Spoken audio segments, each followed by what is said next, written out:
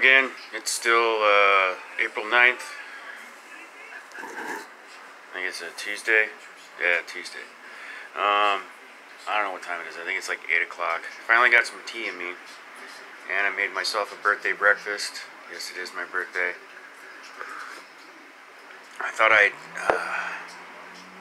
kind of go back to the beginning of how I became an amputee. I'm a type 1 diabetic.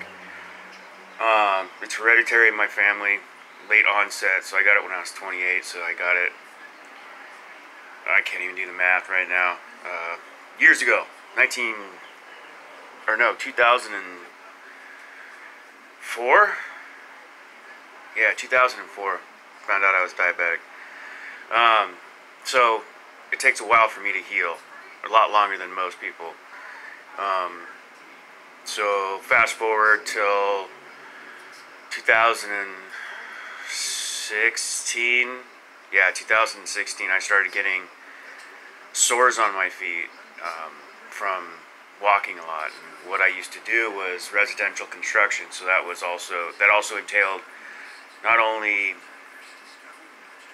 building stuff and fixing things, but I also did property maintenance for different properties, apartments, houses, whatnot. So I did a lot of walking.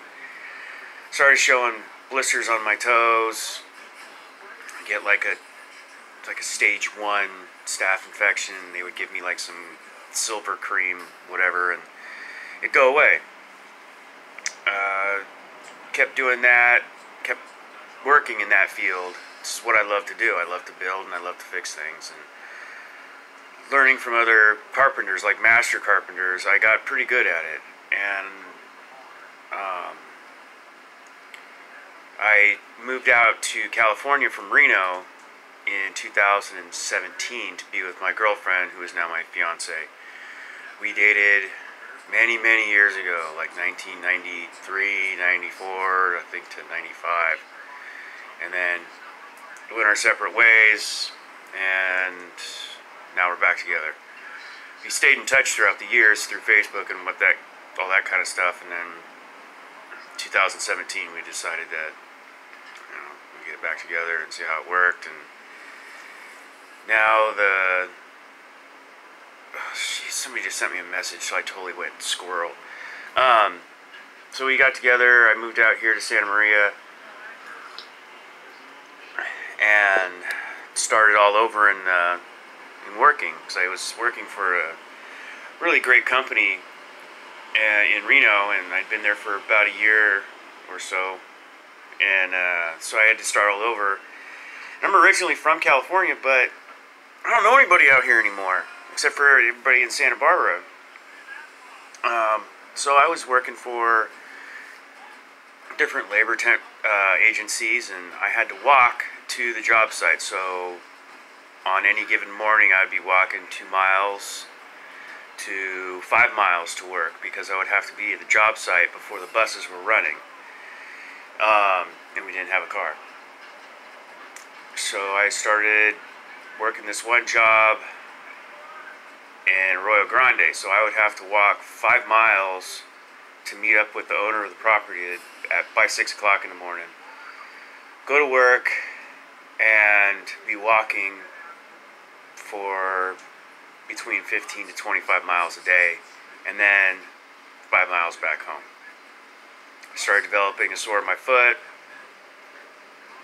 Got worse and worse. I was having problems walking, so I had to leave that job. I found another job, less walking, still the same industry, but my foot kept getting worse and worse and worse, and I was hiding it from my fiance, Stephanie, and I had been doing this job for a few months, and I loved it. Pay was good. We were getting out of our situation, not living in a hotel anymore. And then had a few days off, and I stopped eating. I wasn't feeling good. I wasn't even drinking beer. Shocker, I know. The only thing I could do was drink water, Sprite, and eat fruit. That was it. And I'm a huge meat eater. My foot was about in circumference about the size of a large grapefruit, and the flesh was pulling off of it. I mean, basically, it looked like my foot had exploded. I would leave puddles of foot in the shower.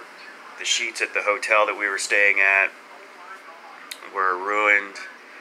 I couldn't think straight, so finally Stephanie says, well, it's time for you to go to the emergency room. I went to the emergency room. I had gangrene, sepsis, MRSA, all sorts of nifty stuff, and it was,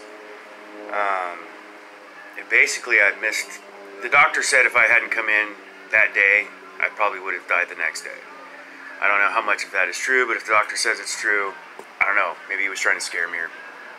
But anyway, it traveled all the way up into my kidney and was going to my other kidney, all the infections. So they said I was going to lose my foot. Then the next day, the surgeon comes in, and the podiatrist said I was going to lose my foot. And then the surgeon comes in to look at it to assess me. He says, no, the infection's past your knee. You're going to lose your leg above your knee. Yay. But then they decided to go below the knee to see if they could clear out the infection from there, and thankfully, by the grace of God, Poseidon, whoever, it didn't go past my knee, or they were able to clean it out. So that's where I'm at. You want more detail? I can give more detail, but it's kind of gross, and I don't want to sound like I'm complaining. Oh, check this out. So, like, a week and a half after my surgery, was it a week and a half? Yeah, it was a week and a half. They were going to take the staples out. They took the staples out. I get like 25 feet away from the doctor's office, and I'm using one of those hand walker things. And, oh, no, it's not there. And I fell into the bushes and tore my right pec. Just face first into the bushes. Like, not even 10 minutes after I got my staples out. 3 days after that, we're at a different hotel in Santa Maria, and my fiance's daughter was in town visiting. She was like 8.5 months pregnant, 8 months pregnant. So she's visiting at our hotel room, which is embarrassing in itself. And I went outside to have a cigarette. I know I shouldn't be smoking.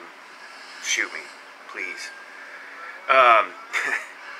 Coming in, and I fall. Because I'm trying to miss bumps with this stupid walker. I fall and I land right on my stump. And mind you, it's still healing. I just had the staples out. So there's blood. I just opened up the incision. There's blood everywhere. Going back to the diabetic thing, it takes me forever to heal. So not only was it going to take me a lot longer for the stump to heal, but now that I've fallen on it and reopened the where they cut it off, it took me over a year to heal. And here we are, a year and a half later, after the surgery, and I'm finally healed, and I want to get a prosthetic so I can go back to work. I mean, I don't know what I could possibly do in the construction industry because I'd be limited. I've been trying to find jobs that I can do right now. So I've applied for disability. They say I can work. So